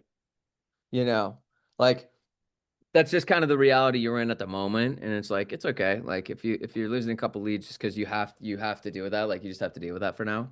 There's always going to be times in your business where like you're missing opportunities and you have to let some fires burn. So I don't think I would hire an answering service. They usually suck. Um, you could try that. You could test that. It depends on like how much money you have to burn and mess with. Um, the other thing you could do is like, hey, shoot me a text. Hey, super busy time of year. Please shoot me a text. I'll get back to you as quick as I can. And you could try that. You could try just making calls on your breaks when you're there, so you're still getting back to leads within a few hours, even on the days that you're working. That's probably what I would do. I would just I would just try to get back to leads on my breaks, intentionally scheduled on the days that I'm working, and then obviously the days I'm not working, like just hustling marketing and sales and calling leads. I'm a big fan, Brian, of like keeping my costs as low as humanly possible at the beginning. Okay. Are you satisfied with that? I can't tell. Yeah. Okay. Yeah. Yeah. Okay. Cool. And then what happens is like, how much money are you making a year at the bread factory? Like, so we can get an idea of what you need to earn from the business to be able to leave that job. Like 52,000, All right. 47,000. So as soon as you can make, $3,000 a week from the business, and you can do that, and you do that like 6 weeks in a row, stash that cash. Uh, I'm sorry, not 3,000 a week, 3,000 a month, right? Because you're making, let's call 5K a month at the bread factory. If you can make 3,500 bucks a month on the painting business when it's part time, and you do that 6 weeks in a row, or I'm sorry, let's call it 2 months in a row. You're like, okay, I've proven some consistency here, and I've set away seven grand. And so now you've got like 6 weeks of runway, and you've already got momentum in the business, and you can rip the Band-Aid off and go full time. And you already know, like, because I'm missing calls or because I don't have as much time, I'm just gonna have more time to do the business stuff. And so for you to be making 3,500 bucks a month from the painting business is like, you got to do what, like 2 or 3 houses. So it's Sure. pretty low bar there. And I think generally, like, anyone right now who's like kind of in startup mode, you just want to think, timing wise on like how the season's working is, you got October, November, December to like learn and improve and try to land 3 to 5 jobs a month or whatever it is. Do the best that you can during those months. But then literally like January 1, like we hit the ground sprinting January 1. And so the next 3 months are just like learning. Anybody who starts, I've talked to a few people in the last week who are starting just starting the accelerator program or about to, and the expectations I'm setting is like, you're in phase 0. The goal is to get to 10K a week and 3,000 a week in profit in 90 to 120 days. I think your realistic target should be that by January 31st, the previous 4 weeks, you sold 10K a week. Like that should be the goal. It's going to be 120 days. If it was, April, I'd say, look, you can do this in like 10 weeks. But we're just going to go, 10 weeks, and then it's like Thanksgiving, Christmas. So that would be, I think, a good like timeline for you to be thinking through, Brian, is just like by February 1, like you're out on the bread factory. Yeah. And Yeah. then you're like, and then if you're making 3,500 a month on the painting business, you should have no problem doubling that the very next month. And it's like, boom, now instead of working 60 hours a week on 2 things, you're doing and making 52K a year. Now you're on one thing, you're making 7 grand a month, 85K a year. And then we can grow from there and get that up to 120, 130 by like June. And then we can look at mastery and what's next. Sure. Cool. Yeah. Awesome. All right, bro. Anything else? Thank you. Cool. Yeah, I did have. I don't want to take up too much time, but I did kind Good. of have a second question, hopefully. So I've been here for 3 years, and labor. I'm in a very rural spot. Labor has been an issue, and I've kind of had some ideas, and I wanted to run them by you. What you thought about? Two of them was one, actually hiring an employee, and then developing them into a sub. And then the second one was hiring an employee but paying them a salary if the business is making enough money. So in the slow months, they're still getting paid, but they're being kept around. I wouldn't. I don't think I would do that.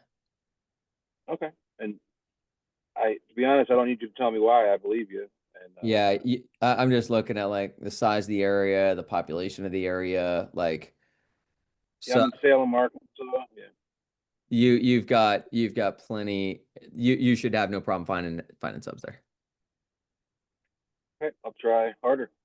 Yeah, stick to what's, on those 3 days off. Go park yourself outside the paint store and talk to the unmarked white vans. Post Craigslist ads 2 times a day. But like, I wouldn't even be focused on that right now. I'd be focused on like just start winning bids. Are you trying to get subs before you have jobs for them? No, I have one job going on right now. Okay. With a sub? $7,800 exterior. Yeah, kind of. Yeah, also, It's a sub or it's not. Is it a sub? yeah, Okay. yeah, So you have a sub doing a $7,800 job right now? yes, And how much are you paying him for labor and materials on that job? 50%. So what's the problem? That sounds like perfect. So you're going to make 3,600 or 3,900 on this very first job. I mean, I just haven't seen his work yet. I've been, I'm a little nervous. Yeah. You know, Is the job in I progress right now? yeah, Are you going morning and afternoon twice a day? Yes. Well, How's it looking?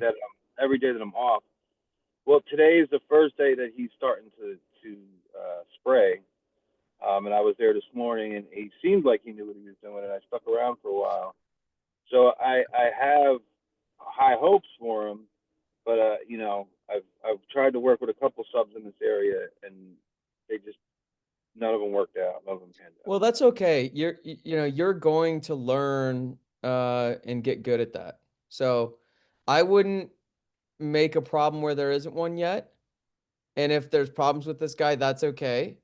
Trust me, I've gone through plenty of employees that didn't work out, subs that didn't work out. I've gone through all that myself. I have way more horror stories than you'll probably ever have yourself. Yeah.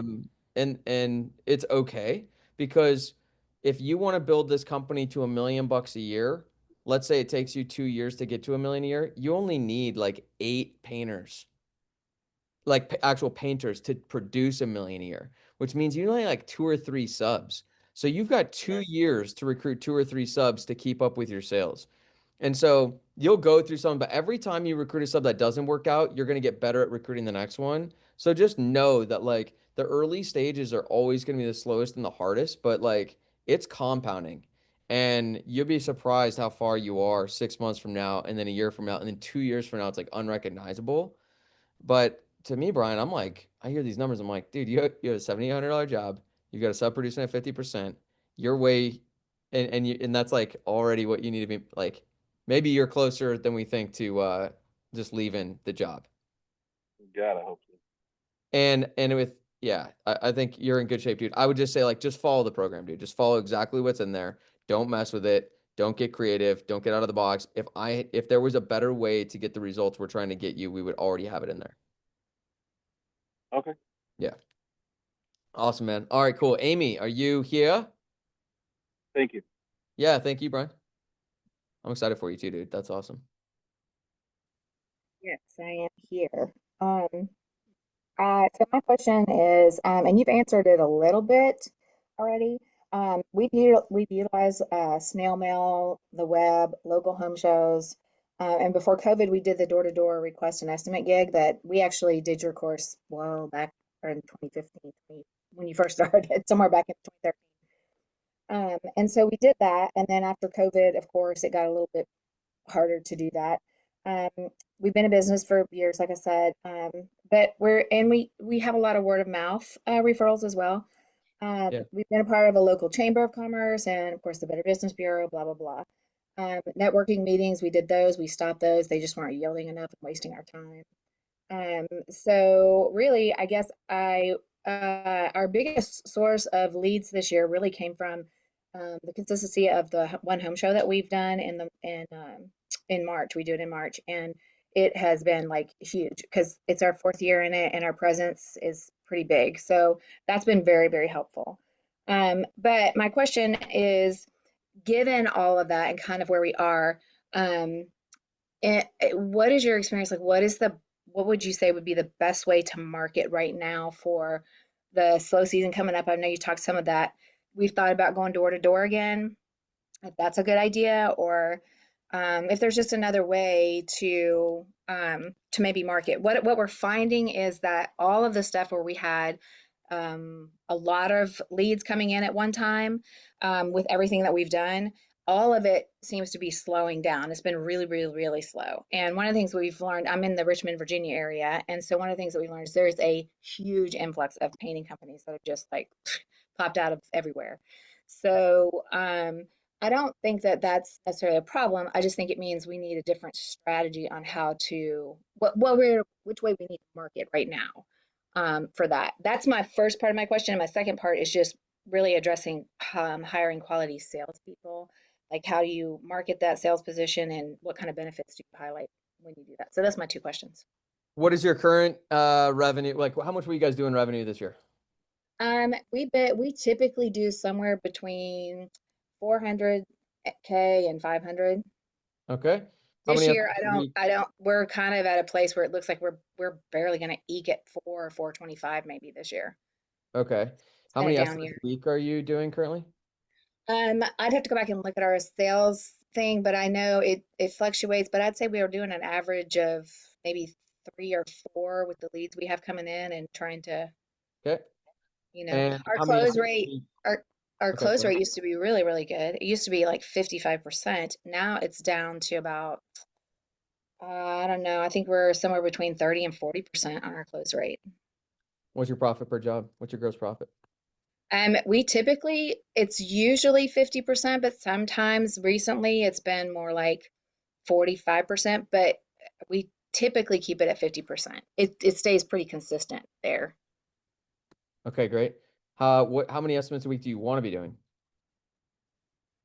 I think right now, based on where our close rate is, we probably are going to be needing to do more like, I would say 8 to 10 estimates a week.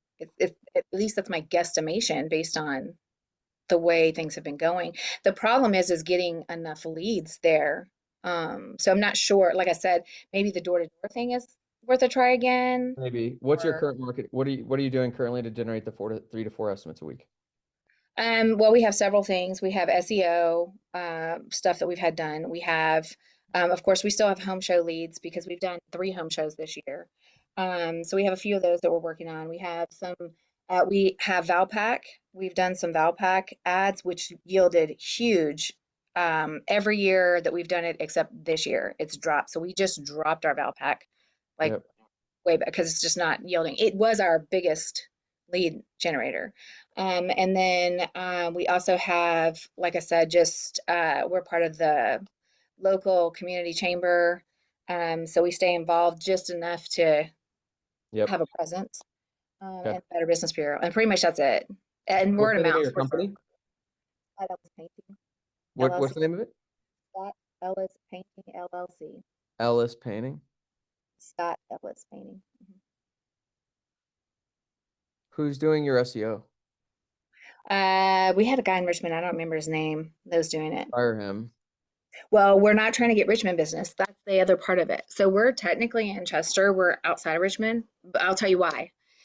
We don't go for a lot of the Richmond proper in the city because a lot of the homes in there are, Richmond is an old town. So a lot of the homes are lead Mm, paint. A lot of them have been done. So we don't want to do lead abatement. So we just stay away from that. okay. So we I see. do I see. like, Yeah, you're yeah, we're top. Midlothian. Yeah, we typically do like Midlothian area. That's our hot spot is Midlothian, Virginia. Yeah, problem is like you're ranked number 1 in Chester, but the population is 23,000, so it's not working. Exactly. No, that's just where we're located, but Right. we Midlothian, Virginia is that's our hotspot. Okay. All right. Well, Our SEO guy, by the way, got us in Midlothian from like we were like at number 20, and we have moved up. We just started using him a few months back.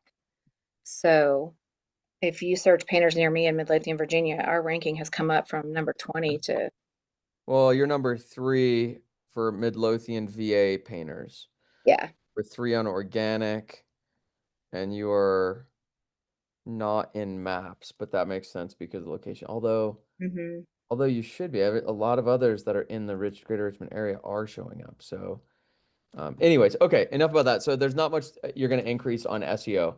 Home show leads is kind of like a fixed number for the year. I'm glad you Right. gave that. Valpak usually isn't that great. It's a return on investment. Networking is, as you said, not worth your time. You could do door to door, but I think door to door is really like a good thing for early, like just to get cash flow going and then parlay it. I would and I wouldn't do snail mail. I wouldn't do direct mail. I would be focused on, you know, one thing would literally be lawn signs, like dropping lawn signs consistently, but the other one is going to be Facebook ads. Facebook ads is really productive. You're not big enough to hire an agency though. So like this would be one of the biggest things in the whole, just transparently, I think, Amy, you guys are like a perfect spot for the coaching program. Um, Stuck at 4 to 500K. Yeah. Because all these things need work. Like, yeah, we need to get you from 3 to 4 estimates a week to 8. The way we do that is like we coach you and train you to run your own Facebook ads. Because if you hire an agency, they're going to charge like $2,500 a month to run your ads. And then if you spend $2,500 on the ads themselves, half your ad cost is gone to agency. and then you're spending $5,000 a month and it's too much. And so you really should run your own Facebook ads until you're doing like $1 million a year and spending like $5,000 a month on ads, and then you can hire an agency. And so that would be like what we lean heavily into is like lawn signs and Facebook ads. I don't think you need to do the door to door because you guys are have enough volume that like that's just time consuming and it's not a long-term play. So we need to get your estimates from 3 to 4 to like 8. And then we need to get your sales rate back to 50% plus. Like as the owners, you should be selling 50% minimum, especially on the lead sources that you currently have. I would also want to like really look at your GP to see exactly what it is. So you're like most of the time it's 50, sometimes it's a little more. I'd want to Yeah. make sure that that's like an exact number, like we're at 52.2% or whatever. And then you know, so there's like there's like these little tweaks on each of those, but those little tweaks are significant, you know. What's your average job size? Gosh, I should know that. I don't know because my husband actually runs that part of it. But I would say it's usually around, gosh, I think our average it used to be like 5,000. I want to Say say it's it's, I would 5,000. say 40. I'm sorry. Let's just say it's 5K, just for Yeah, you to let's just say five because So if we it's add 4 estimates a week, so right now you're at 4 estimates a week and you're selling, let's say 35%, that's 1.3 jobs times 5,000. What's 1.3 times 5,000? 6,500 in sales a week from that. If you can add 4 estimates a week, now it's 8 estimates a week, and a 50% sales rate would be 4 jobs a week, which is $20,000 a week. So this is just these two levers are so big, you know, just like getting the marketing going and getting the sales rate fixed. Like those two levers are so big. It triples the business.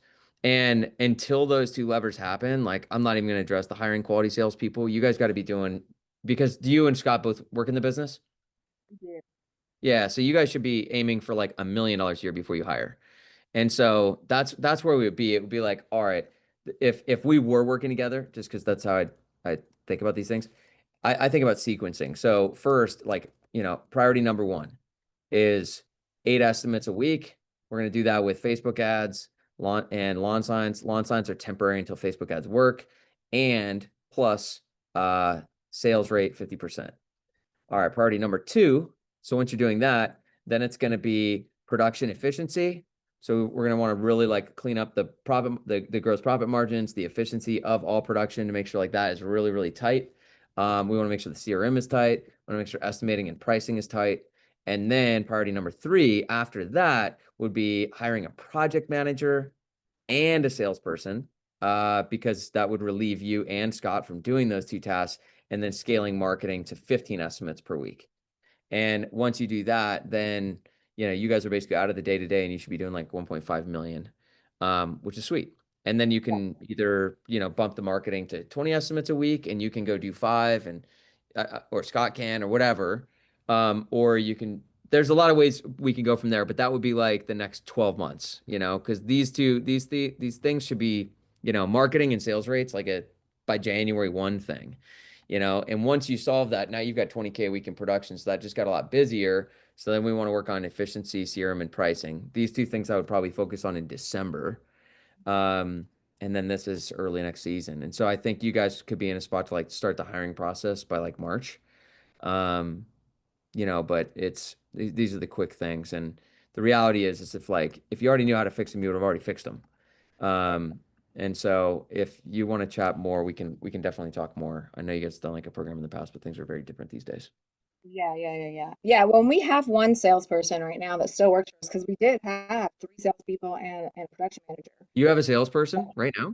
Yeah, we Yeah, do. you should fire that person immediately. You guys are doing 400 or 500K a year. You have 3 people doing the work what one person should be doing. Yeah. Well, and she's That's part-time also right why now, so it's yeah, you have no business having an employee right now. yeah, yeah. So If we were that is business definitely partners, if we were business partners, I sure. would be like, fire her tomorrow, and not because she's a bad person and she's underperforming. It's like Right, right, I'm so right, sorry, we don't have the work for you. See ya right. Gotcha. Okay, cool. immediately. Thanks. Yeah, because look, Amy, you or Scott, whoever doing those quotes, you're gonna that will instantly improve the sales rate. Like no, an employee is not going to sell as well as you for two reasons. One, you're the owner, and two, you're not a highly effective sales trainer yet. So if you just got rid of that person, two things would happen. One, you wouldn't be paying out a 7% sales commission or whatever you are on the work that's being sold. So even if she's selling only half the business right now, that's 200,000, that's 15 grand you just immediately add. But then the other thing is your sales rate would probably immediately go back up to 50. And so you guys would be selling 50% more business right now than you are. So, I mean, that's a big swing. You know, I think that would be I would get to a 20 to $25,000 a week business before you even consider hiring one person. Thank you. Yeah. Is that helpful? Yeah. You know, sometimes guys, the good advice, like the advice you need to hear, is not always the advice you want to hear. So, you know, a little caveat there. I'm not here to make you feel good. I'm here to get your results. All right, Amar. Hi, Eric. Big fan of your content. Thanks. So I run, I'm not in the painting business. I'm starting, I'll explain in a minute, but I'm looking to dip my toes into it. I run a exterior cleaning business and Christmas light and decoration business in the Washington, D.C. area. In the past, because like kind of painting kind of goes hand in hand with exterior cleaning and pressure washing. So I've been referring these leads to painters. Okay. So, but I'm looking, I want to start I've been listening to you in the past 3, 4 years. I want to start a painting business, but I honestly don't have the time for it. So I was kind of at my not having the time to kind of like invest fully in creating the company right away. Um, my question is, have you worked with anyone that focused just on marketing and sales? Because I feel like that's what I am good at. And I kind of replicated this with a company listening to you, but I kind of did the opposite. I was like I subcontracted my marketing and sales services to them for a fee. Basically, I was like a representative of their business instead of me, they're representing my business. I listened to you and I did the opposite because I was like, all right, let me test this idea on their dime. And it worked. But I'm wondering if there's a model where I can just focus on the sales and the marketing and have some leverage over the quality so I can put my name on it because they're putting their name, they're allowing me to use their name and representing them. And I think I do a pretty good job at that. Short answer is not really. Okay. Try to be like the local Angelites. I got it, man. But you're talking about you're kind of talking about like launching an entirely different business. Okay. Effectively, what that business is a marketing company, and there are so many of those. Right. But And and look, it's like the grass is greener, man. Like you have two businesses right now. And you're looking over like, man, I'd love to do that. I'm like, dude, there are so many fucking problems in that business. You just don't know what they are yet because you're not in it yet. And I'm like, right. why aren't you working on your business? You're like, well, there's these problems that I don't like about it. I'm like, yeah, every business has problems you're not going to like about them. You just don't know about them until you're in the business, not liking the problems. And so I think you're going to have problems in every single business that you do. And, the mistake is to like pivot away from it. I think the best way that, but if you've got a real passion around marketing and sales, like, then, what I wrote down in my notes here is like, earn it. I'll give you my example, man. Like, you know what I like doing best? I like coaching, training, developing business owners and leaders. So I'm like, oh, is there any way I can just do that in my business? It's like, yeah, but I got to earn it. You know how I'm going to earn it? Well, I got to scale these companies to a point where I can actually hire very competent, high level, expensive directors and leaders to run all those other functions of the company so that I can do just the thing I want to do. And I'm actually close to doing it, but it's taken me 7 years since I started focusing on like, all right, this is what I want to be able to do with my time. Like, I don't want to do the marketing. I don't want to do the sales. I don't want to manage the data. I don't want to deal with CRM stuff. Like, let me just like freely contribute and give to leaders and business owners and people and like coach and train and build frameworks. Like, that's what I like to do. Like, leave me alone and let me just like add that value. And that's where I'm like the most valuable in my organization and to people. But it's taken me 7 years to get to the point where I think I'm like, yeah, 6 to 12 months away, where I actually am going to spend like 95% of my time in my zone. And so, I think when you first started talking, and you're like, man, I've been looking at painting because you have this business and this business, which go together really nicely. Holiday lighting is a nice business to go with painting or this. But at first I thought you were going to talk about starting a painting business. And it's like, dude, how would you even do that? Now you're doing 3 businesses instead of 2. If anything, you should be narrowing down to 1, I think. Um, so, you might be able to wrap those together, but I don't even, like painting with pressure washing. But what's the size of that business right now? The cleaning. um, So the cleaning business is 3 years old. I started it from 3,000 in the bank. Now it's generating over 250,000 a year, with Revenue or cash? revenue. Okay, Okay. not a lot, but it's still small. And What's your average job size? the average job size is about 800, $700, $700 to $800, and that takes us about like a few hours to make. So it's a really like nice cash flow business, and the reason that I don't want to leave it, it generates cash flow. It's low overhead for the most part. Yeah, Yeah, I mean, look, the only thing you could consider is like same skill set applied to a painting business probably makes more money. right. No, I totally get that. No, um, but and that was like my second problem, because I was so ready to kind of put the website, create the company, and all of a sudden I go like the state of Virginia, and you're required to get a contractor license, or you can do jobs under 1,000. Because I was like, under that 1,000, I can just uh under 1,000 I can just stick to pressure washing and not kind of like invest that time to creating Uh, this new business, right? got it. So my second thing is like my second hurdle was kind of going through the red tape with the contractor's license, obtaining Got it. that kind of thing. Yeah. Got it. Well, for now, did I answer your question? Yes, you did. Yeah.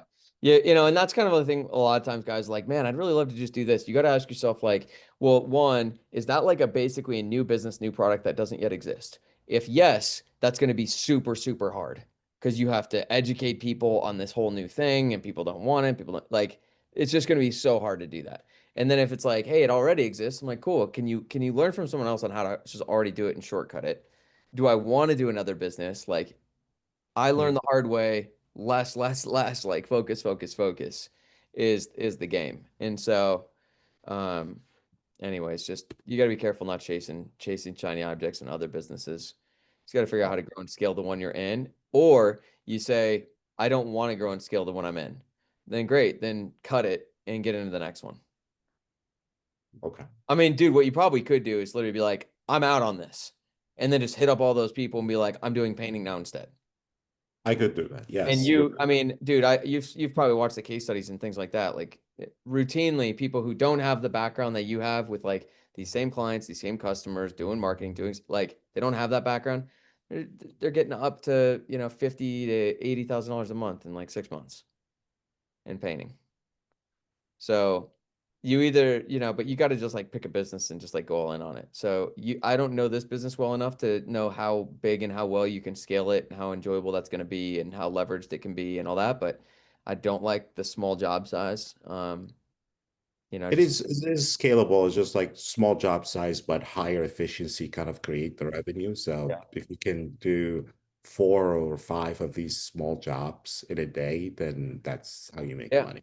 Okay. Are you doing the power washing yourself?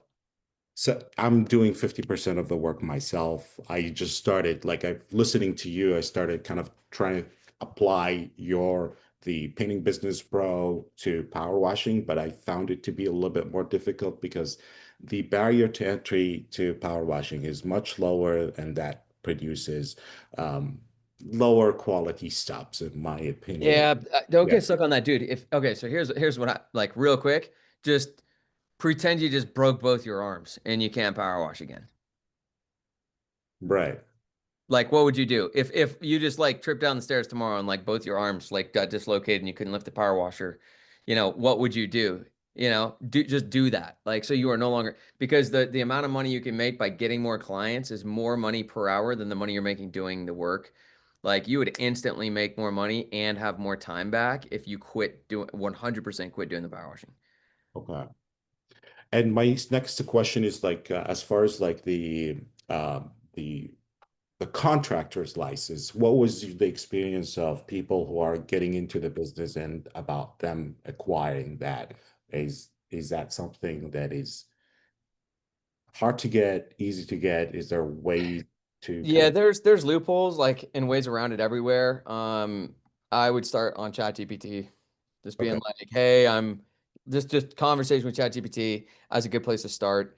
I think they're called RMAs, but there's like sometimes there's organizations you can pay that kind of like vouch for your experience, or they not vouch for it, but like you can basically come on like they can be a license holder with you because they have the experience, but you pay them a fee temporarily, and then you can buy them off the license.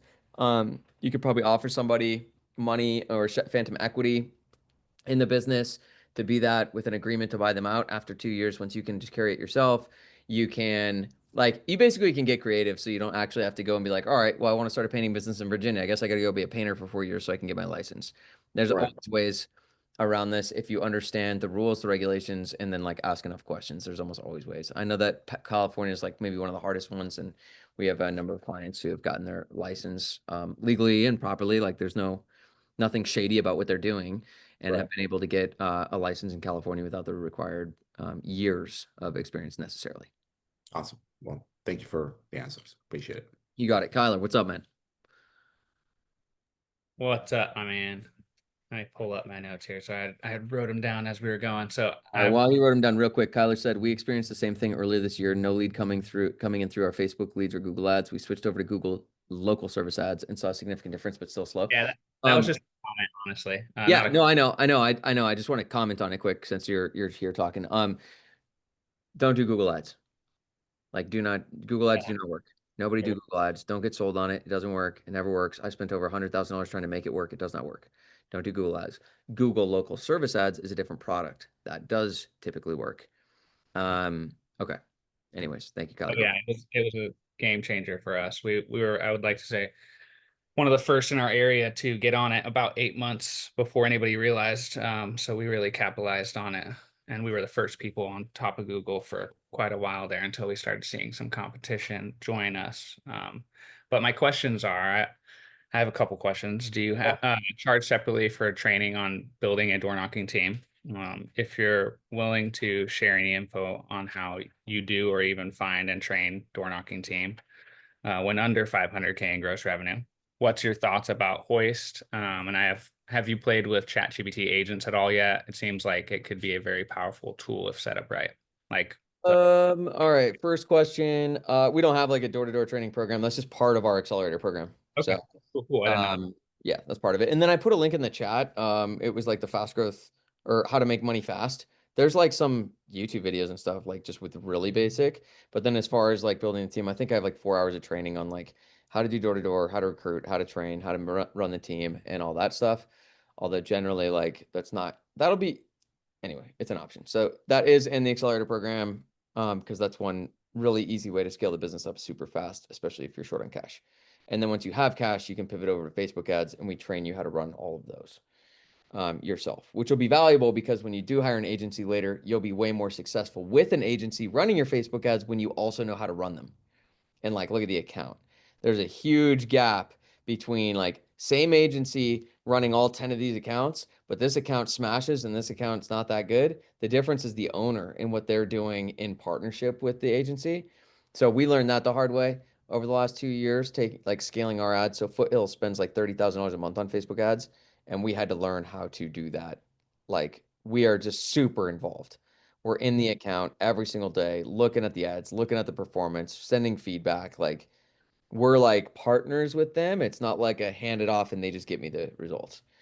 Cool on that first question. I was gonna say we did the Facebook ads too. I'd like to kind of give a little feedback. We did do the Facebook ads for a minute there.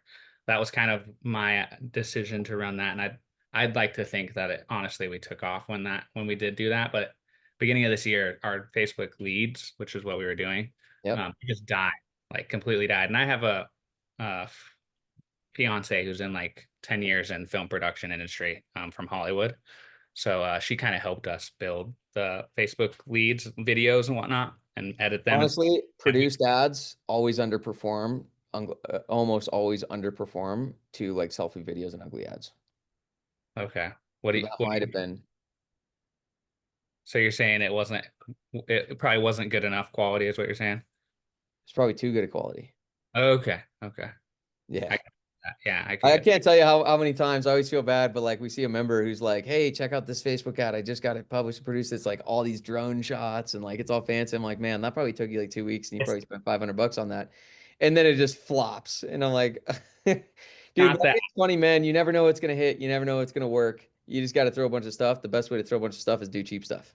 Right. Yeah, we're definitely not doing that. I've honestly copied a lot of other people. Like if I'm gonna name off one, Integrity Painting. We kind of did the same kind of model as he does with his leads, videos and whatnot on like the ASMR kind of, and it took off. It was only like a 30-second ASMR video. Cool. It did really well, but I think we had like a 48% or 43% like grabs your attention. Um, I don't remember what that conversion's exactly called. I'm still learning all that kind of fun stuff. But Well, let's move on to the second one real quick, Kyler. Did I answer your question on the first one?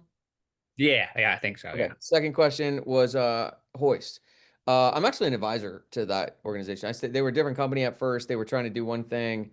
And so I'm still like legally like an advisor with shares in that company. I wonder if I'm allowed to say that. I think I'm probably allowed to say that. Anyways, I think what they're doing is really good. So they pivoted. John runs that company. They pivoted to AI estimating. So if anybody doesn't know, what Hoist does is they generate leads, and then they have some really detailed AI built out that can price jobs like really accurately from all this publicly available information and data. And they basically coordinate with a customer and can provide a quote to a customer without ever needing. So their vision is to be able to let people buy paint jobs like with a click, just like you buy a product on Amazon. And then they take some, commission for generating the lead and selling the job for you. And so I haven't used it. I think, that they're doing a good job. I think John is a good CEO. I think their product is getting better and better. And I think with any form of marketing, you just need to test it and you need to measure it against your business plan and the financials. Okay. Economically, it makes sense. You should Yeah. do it. And if economically it does not, you should not. But it's a newer form of marketing, just like any form of marketing you're going to do. That like marketing is this test, iterate, test, iterate, test, iterate, test, iterate, methodical improvement game. It's not just like a lot of people think we're like, well, I tried it and it didn't work. It's like, well, almost no marketing works on the first try. It usually takes like 5 tries, 10 tries, 15 tries. But once it's working, you have like a permanent stream of income. And so most people just don't test and iterate enough times to make something work. Last point was ChatGPT and agents. Dude, no. The short answer, no, I'm not doing a lot with that. The place that I will be doing anything with that will be, it won't be agents, it'll just be GPTs for our members to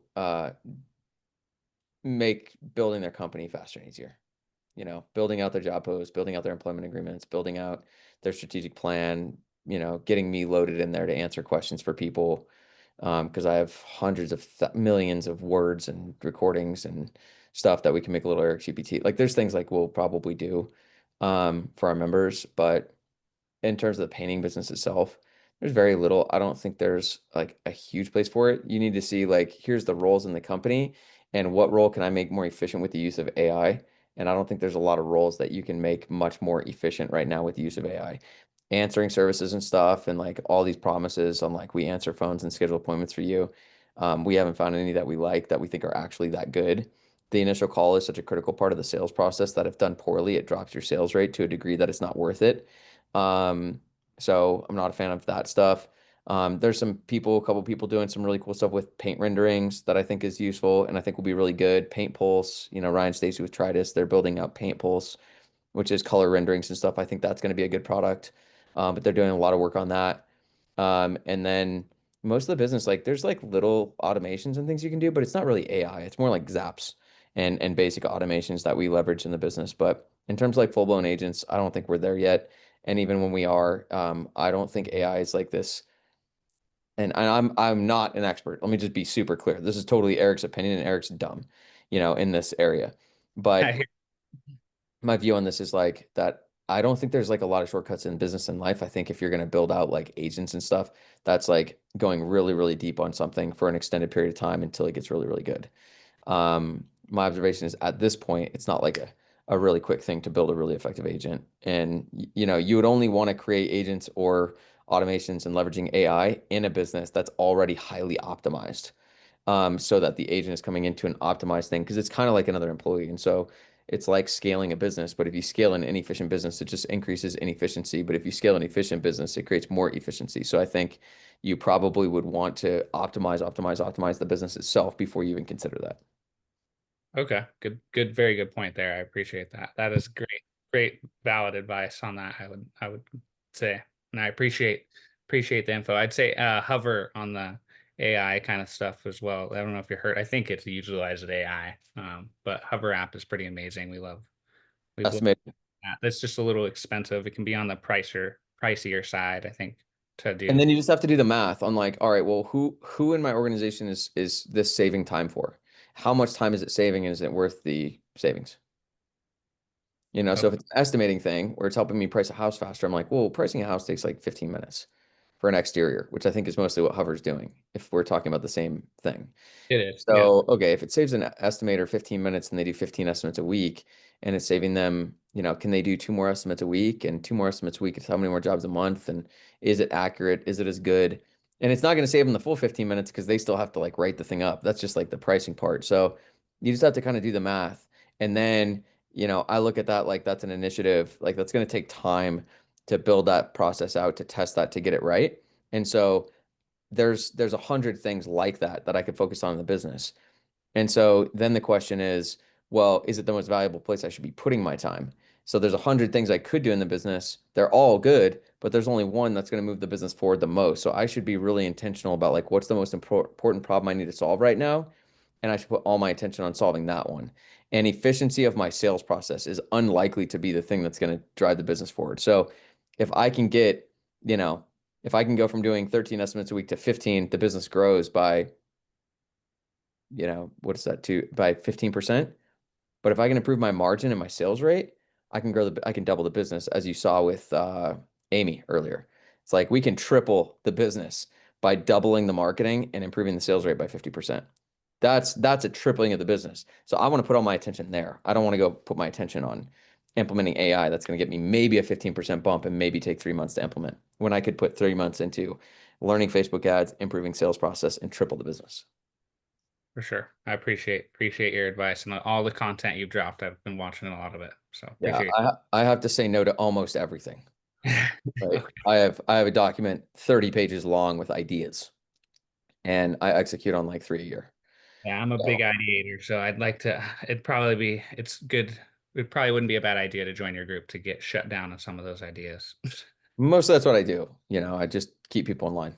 Yeah. All right, cool. Cash. Last one. Okay, here we go. So my question is, should I schedule estimates a day or two away, even like this is when I get a phone call, right? Um, Even though I could go drive to their house right when they call, I'm pretty readily available. I always find that I'm available, but the customer is waiting on other estimates anyways.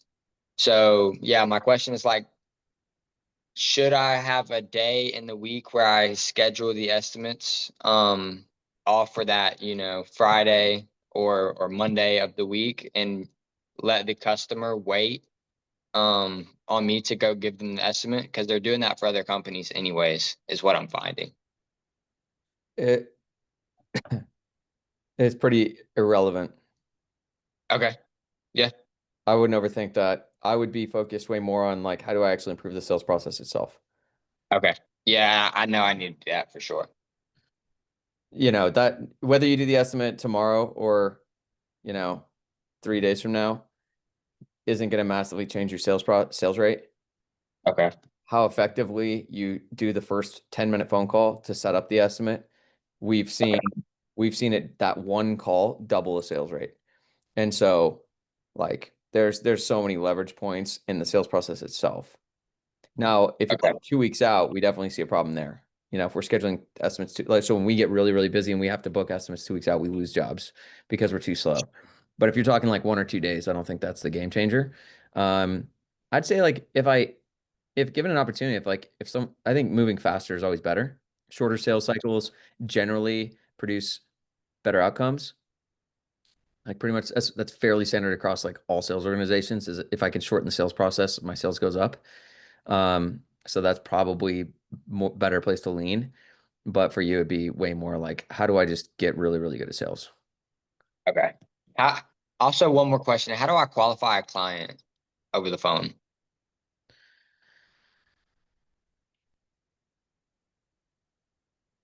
Follow my initial call script. Okay. Is that in the the link document that you sent to No, the person? I don't have that publicly available anywhere. Oh, I do have, so let me just pull it up.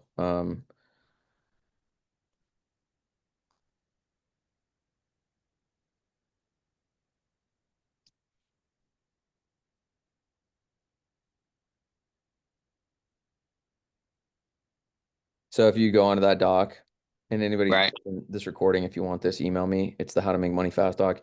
But right here, this is basically a bunch of my free resources that are already out there on the internet. I just put them all into one place. That's like, here's for startups. Here's how to get more leads and do more estimates. Here's how to price the job right. Here's how to sell the job. Here's how to produce the job. And then if you want more help, apply to work with us. This 5-part sales process video right here. So where's it? Initial call. It's right here. It's at the 3-minute mark. I do walk through some of the fundamentals on the initial call. And it's, 5 minutes. It's pretty good. So I would go check that out. Okay. Basically we've got like a few different pieces to the initial call. We first have like the kind of Q&A at the beginning. Tell me what you're looking to get done? What do you guys want painted? What problems have you noticed? Why are you painting now? Are you looking to change colors? When are you hoping to get it done? And I'm just feeling out the project. And then we go through the estimate process. Then we do our first pre-close around scheduling and how they can save money. And then we explain the estimate process so that we make sure we're setting up a winnable estimate. And then we have a script for how we make sure we have all the decision makers attend the estimate. And then we schedule a time. And then we go through some details for the estimate. Then we do another pre-close. And then we get off the phone. So this is like a 7 to 10 minute call. And what we're making sure is like people are in a buying state of mind. Everyone there who needs to make the decision is there. We have them for an hour and a half to 2 hours. They know what to expect and they're looking forward to it. And it's everything they want out of an estimate. And what we're looking for is we have like a less than 10% cancel or reschedule rate, and 80% or more of the time, all decision makers are present. And this is really the metrics we track with like our office team to make sure that they're doing the initial call properly. And when you get these things right, like sales rates go through the roof. Okay, cool. There's a little bit more detail in that video though, that I just showed you.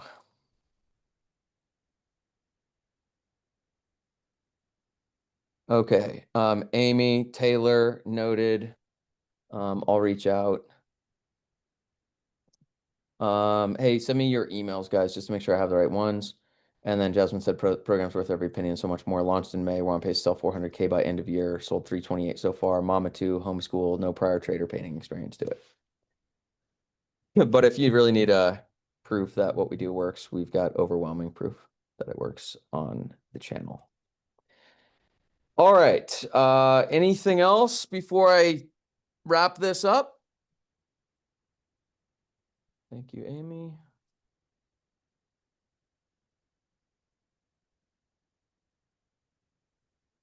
Cool. All right. Well, I hope it was valuable, guys. Thanks for taking time out of your Saturday. I appreciate it. I enjoy doing this stuff. So I'm off. I've got a day with my son today. So I got to wrap up and head home to go spend the day with him. Hope you guys have an awesome weekend scheduled yourselves. And I hope you got something out of this. Would appreciate any feedback. When we do send you, we will send you like the recording of this so you have it. We'll post this out on YouTube in a few weeks, so you'll see it there. And then if you guys wanted, anything else I can help with, just shoot me an email. And if you want to give me any feedback on how this went, you can drop it in the comments below the video, or you can shoot me an email and let me know what you thought. All right, guys. And if you guys want to book a call or talk to me about the program, just email me and reach out and we can set up a time to chat. I'm happy to talk to you guys personally. All right. Oh, Brian, is that a request for a call? Do you want me to reach out to you?